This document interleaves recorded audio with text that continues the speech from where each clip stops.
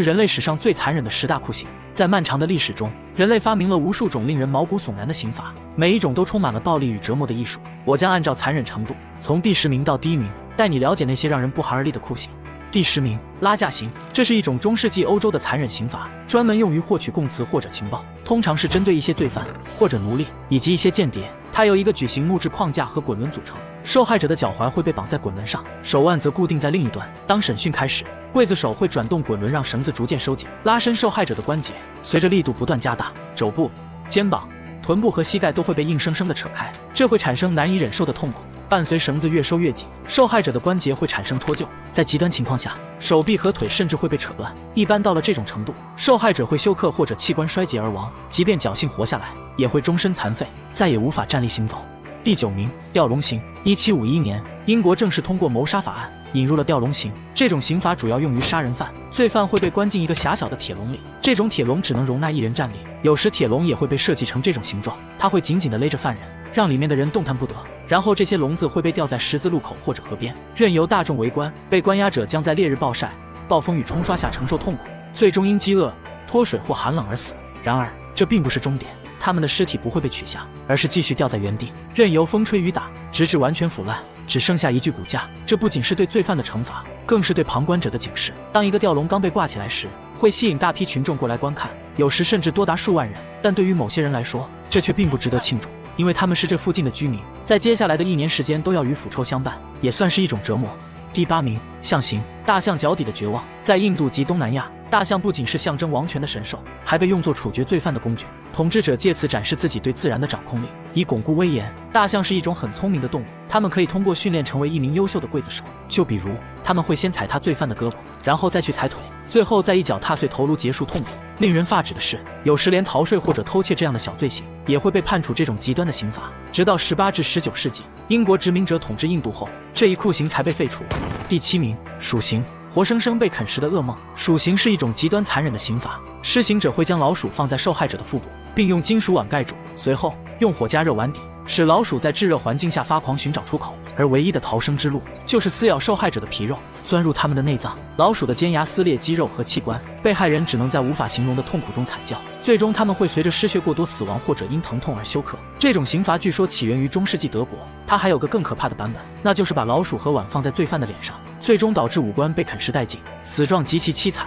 第6名，竹刑。大自然的慢性折磨。竹子是世界上生长最快的植物之一，能以每天90厘米的速度拔节生长，而这正是竹刑的恐怖之处。受害者会被绑在露出尖端的竹笋上方，随着竹子的生长，它尖锐的顶端会逐渐刺穿受害者的身体，给受害者带来愉快的体验，不对，是痛苦的体验。因为竹子生长的速度很快，受害者通常会在1天内死亡。另一种施刑方法是把受害者绑在多个发芽的竹子上，这样他们就会在生长时刺穿重要器官，比如心脏或者肺部。不同于刀刃带来的瞬间剧痛，竹刑的可怕之处在于它的慢，受害者能清楚地感受到竹子一点一点钻入体内，疼痛不断加剧，直到生命终结。在2战期间，日军曾用此刑折磨战俘，而最终的报应是2朵致命的蘑菇云。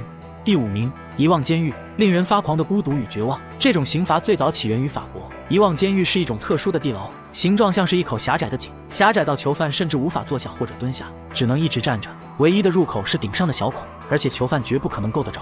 被丢进这里的人会慢慢饿死或者病死，然后被人遗忘，因此得名遗忘地牢。当然，如果仅仅是这些还称不上酷刑，因为囚犯常常要被迫与尸体挤在一起，以及那些嗜血的老鼠偶尔投下的少量食物，也只是为了延长痛苦，而非提供生机。这一过程会持续几个月甚至几年，最终令人精神崩溃。一些遗忘地牢还会建在地面上，让囚犯听到外面的说话声和欢笑声，而这种生活他将再也回不去了。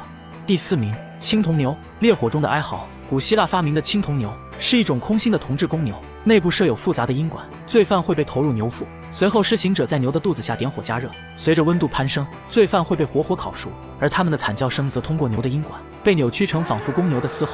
讽刺的是，发明这座刑具的工匠最终成了第一个实验品。国王以测试为由，把他关进青铜牛，亲自点火观赏他的发明如何发挥作用。天道有轮回，苍天饶过谁？当这位暴君的政权被人推翻时，最终也被用了相同的方法处决。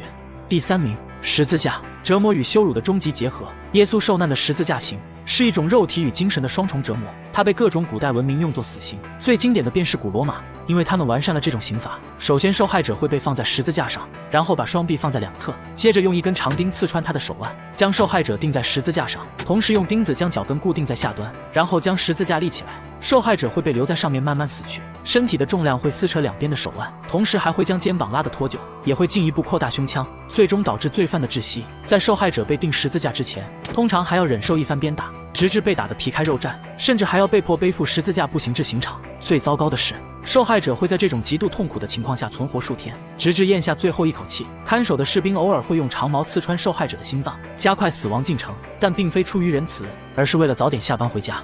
第2名，剥皮刑，一寸寸剥夺生命。罪犯会在烈日下被晒一整天，直至皮肤被烧伤，或者更极端一点，先用沸水煮一遍。这样做是为了让他们的皮肤变得松弛，然后刽子手会用刀切开四肢的皮肤，接着便是最残忍的部分，一块一块将罪犯的皮肤剥落，露出下面的肌肉和骨骼，直至罪犯变成一个血人。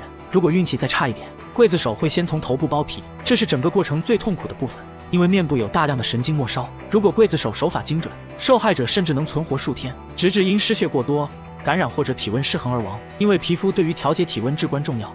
第1名，舟刑，活体饲养虫子的噩梦。这是古代波斯帝国对那些杀人犯所用的酷刑。受害者会被裸身固定在小船上，这样就无法移动，然后被强制灌食牛奶与蜂蜜，并涂满全身。随后他会被放逐至湖中，感受烈日的烘烤，且由于饮用了大量的牛奶和蜂蜜，受害者会严重腹泻。牛奶、蜂蜜和粪便的味道会吸引来虫子、苍蝇和老鼠。如果身体表面的食物被吃完了，老鼠还会钻进他的肚子寻找食物。倘若受害者能侥幸活过第1天，他会被重新带到岸边，再一次被强制喂食牛奶、蜂蜜，并涂满全身，接着再次被送到湖中央。随着日复一日的喂食与折磨，受害者会因感染和蛆虫寄生而缓慢腐烂。有一名哲学家目睹了这种残酷刑罚，他记录下了这个男人的故事。他在这种痛苦中存活了17天，最终死于感染。当尸体被拉回岸边时，他的整个身体都腐烂了，成群的寄生虫幼虫在他体内孵化，啃食着他的身体。这些酷刑或许已被历史尘封，但他们曾是人类最黑暗的见证。